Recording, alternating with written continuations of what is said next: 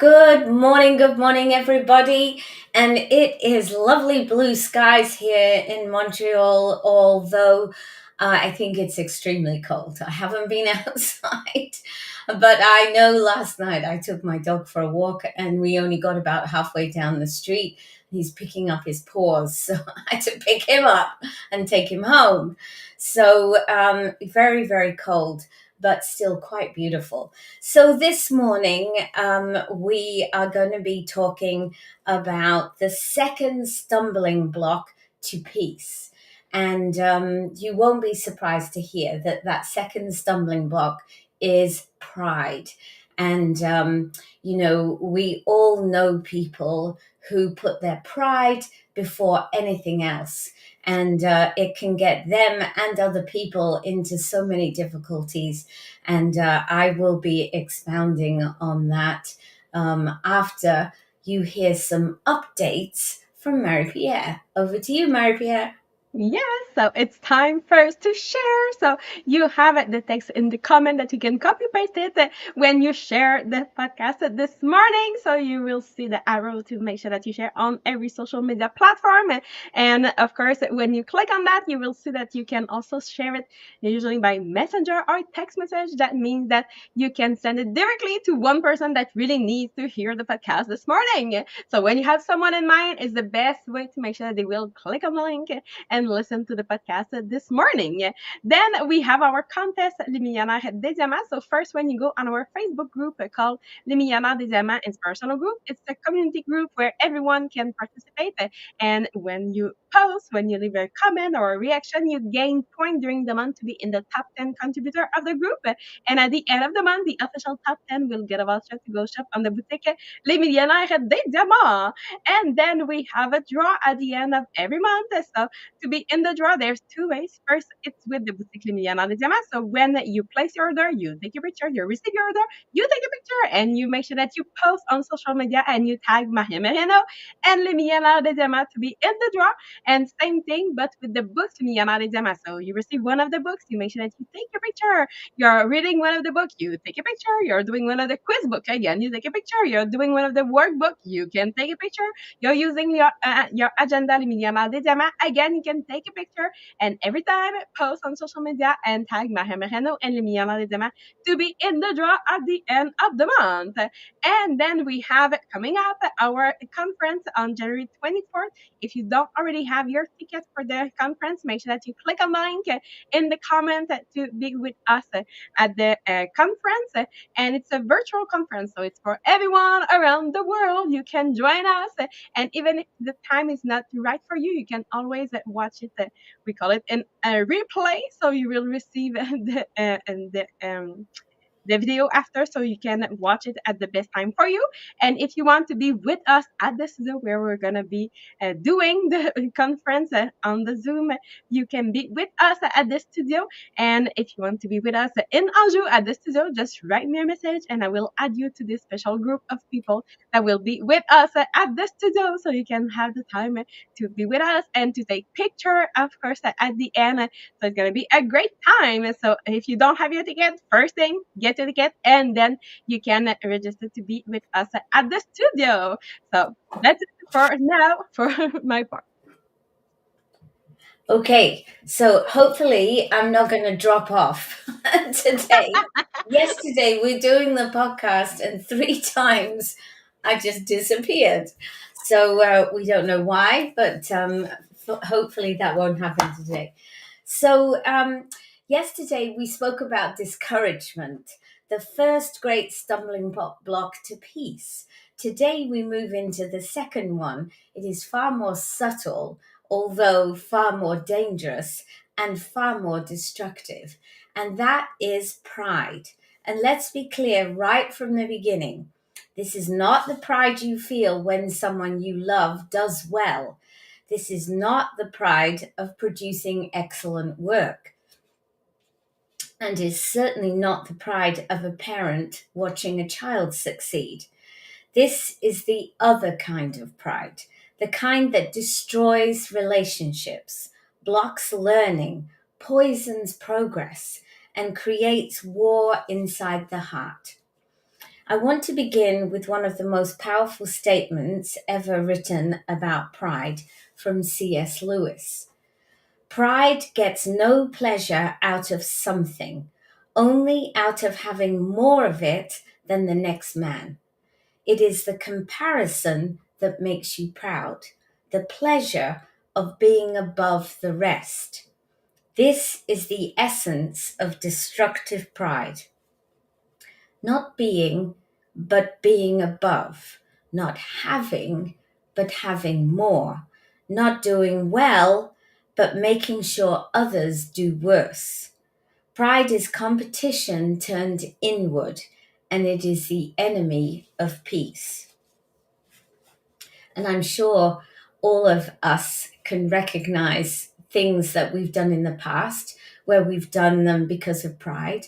I know that when I first came to Tupperware, it was one of the things that probably held me back because I was so concerned about how I was doing compared to other people that I lost sight of the fact that what I was doing for myself was what was important. And I think when you start to recognize that what you do is you look at the people below you and say, oh, I'm doing better than so and so, and not looking at the people above you and say, oh, I'd really like to be as good as them, you know that you're in a prideful position. And it was definitely something that I had to learn and keep under control, right? Because if it's something that you've always had as part of you, it's something that you really have to work on to make sure that it's not there anymore. So, part one, pride in living. Covey describes 4 areas where pride becomes spiritually cancerous, and the first is living. This is where the outside show becomes more important than the internal reality. Examples: the person who must have the best house, even if the inside is unfinished or full of chaos. The person who needs the best clothes, the latest hair, the flashiest car, even if they can't afford any of it. The person who lives for the appearance of success rather than the substance. As someone who went to countless homes while doing Tupperware parties, I saw this often. A house that looked perfect from the outside, the best in the street, picture perfect landscaping, fancy front door, beautiful facade, but inside, disorder, piles, stress, no systems, often unfinished walls. This is pride, investing in image instead of life. And it never satisfies because someone will always have more. Part two, pride in loving. Covey's second category is loving, and this one is incredibly modern. Today, many people measure love not by depth, but by visibility. Examples: counting Facebook friends as if that proves connection, bragging about how many people wish them happy birthday, showing off celebrity acquaintances, caring more about being seen as popular than about actually loving people. This is pride disguised as affection, love measured by the spotlight instead of the heart.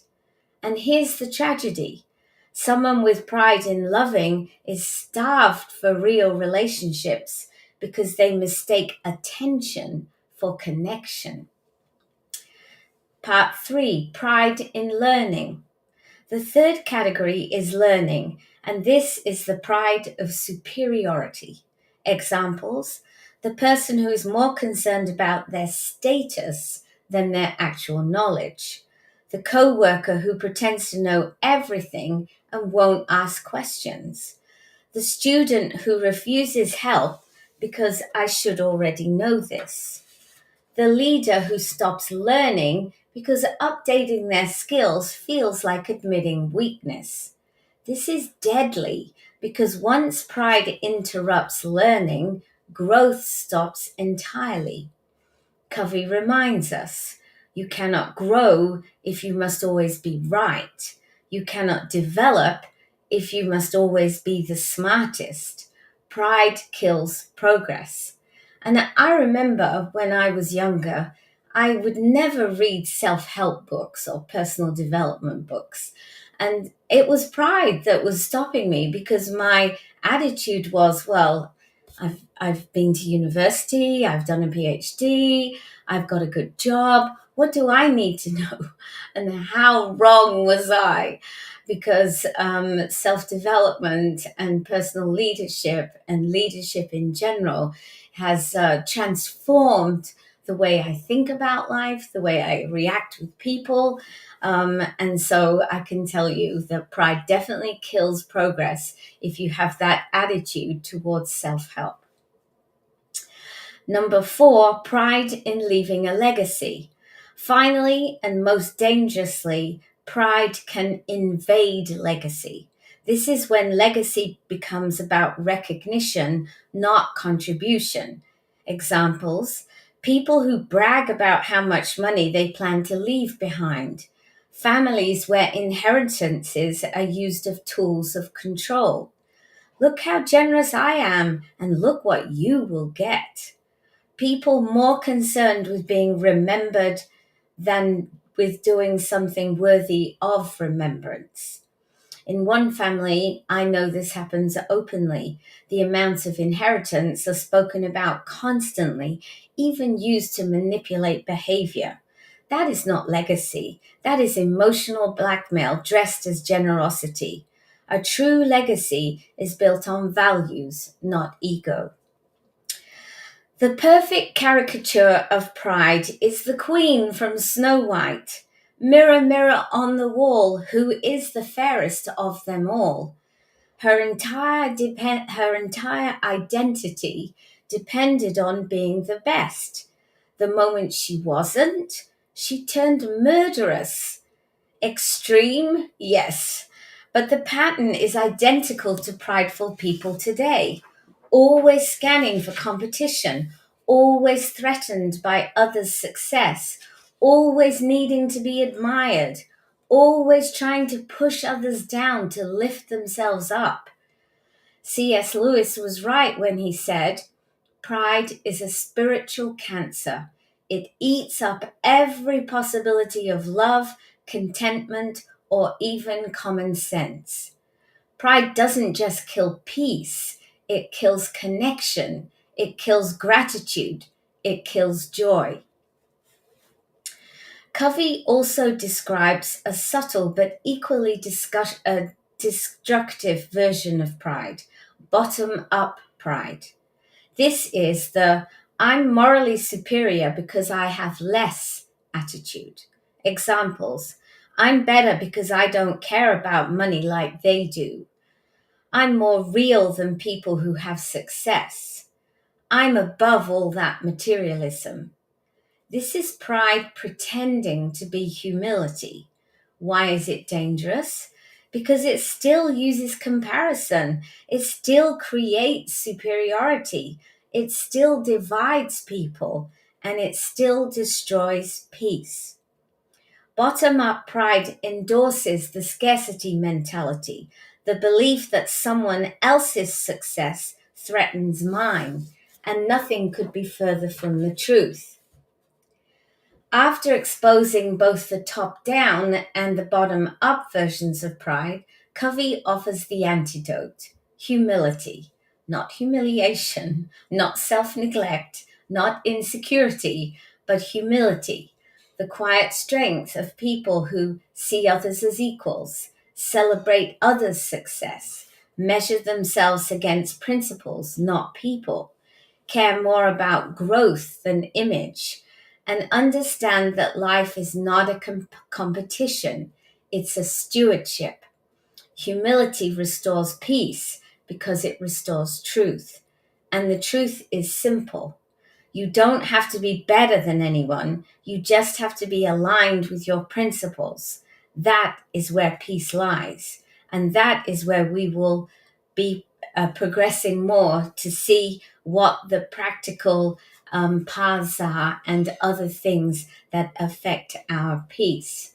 But now we're going to move over to Marie Pierre, who is going to, I'm sure, have a good quiz for us today. Absolutely. It's time for the quiz this morning. So, the quiz this morning will help you make the difference between the four kind of pride that Melanie just told us about. So, is it the kind of pride that you usually have in your life? So, is it the pride in living and loving and learning and living a legacy? So, you will see that you might be, you will recognize yourself in those questions. So it's really important to answer honestly because it's to understand where you are right now that is the best way to improve after that. So make sure that you answer honestly. So this morning you can answer A, B, C, D, or E. Yes, we have 5 options this morning for the quiz to help you really discover which form of pride steal of your peace and impact your relationship and prevent you to live really in the quadrant two. That is the goal to achieve. So let's start. So again, choose honestly because there's no right or wrong answer, but it's what you usually do. So let's start with question number one. So when you have someone that you know that buys something new, maybe a car or a house or a trip, what do you feel? So A, I mostly feel comparison or pressure. B, I'm worried they have better connection than me. C, I'm curious how they can afford it and what they learn. D, I feel motivated to achieve something as impressive by myself. Or E, I feel generally neutral or happy for them.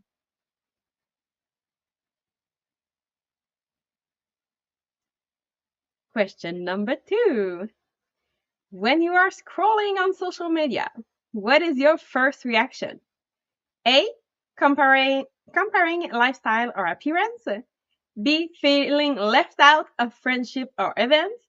C, analyzing other people's achievement. D, wondering if your own accomplishment measure up. Or E, browsing without emotional reaction.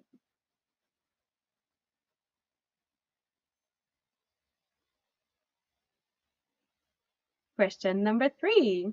You have an event and it's time to dress up. So when you are dressing for that event, what do you think mostly about? A, how stylish or impressive you will look. B, who will notice you. C, appearing sophisticated or intelligent. D, how people will remember you. Or E, comfort.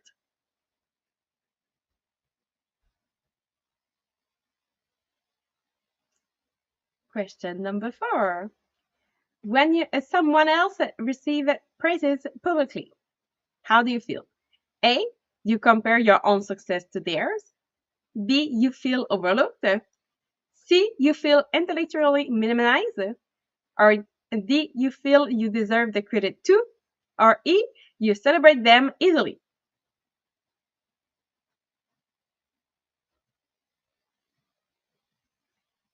Question number five. When you have a friend that makes new friends, how do you feel? A, you compare lifestyles. B, you fear losing your place. C, you wonder if the new friends are at your level. D, you feel competitive about influence. Or E, you welcome it.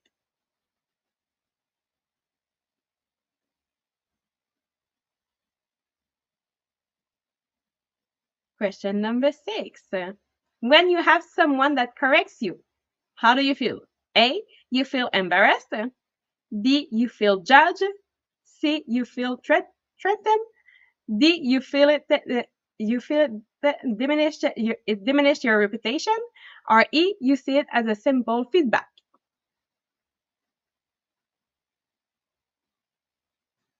Question number seven. When there's someone that succeeds faster than you, how do you feel? A, you feel behind. B, you feel excluded. C, you feel unintelligent. D, you feel like your legacy is smaller. Or E, you feel inspired.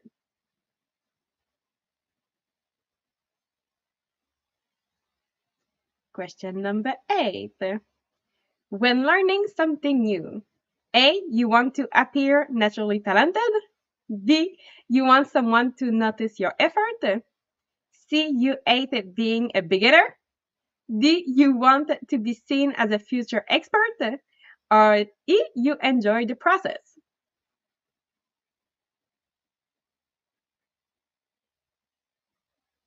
Question number 9. When you give a gift or you help someone, what do you enjoy the most?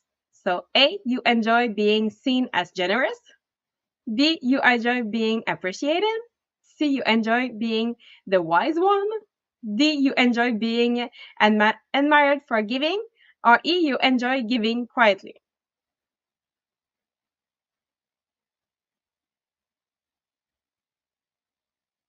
And last question, number 10. When you have someone that doesn't thank you, how do you feel? A, you feel taken for granted. B, you feel undervalued. C, you feel intellectually dismissed. D, you feel your contribution was invisible. Or E, you just let it go. So did you get mostly A's, mostly B's, mostly C's, mostly D's, or mostly E's? Or maybe it's gonna be a melting pot of everything? It's okay. So listen to everything and it will help you.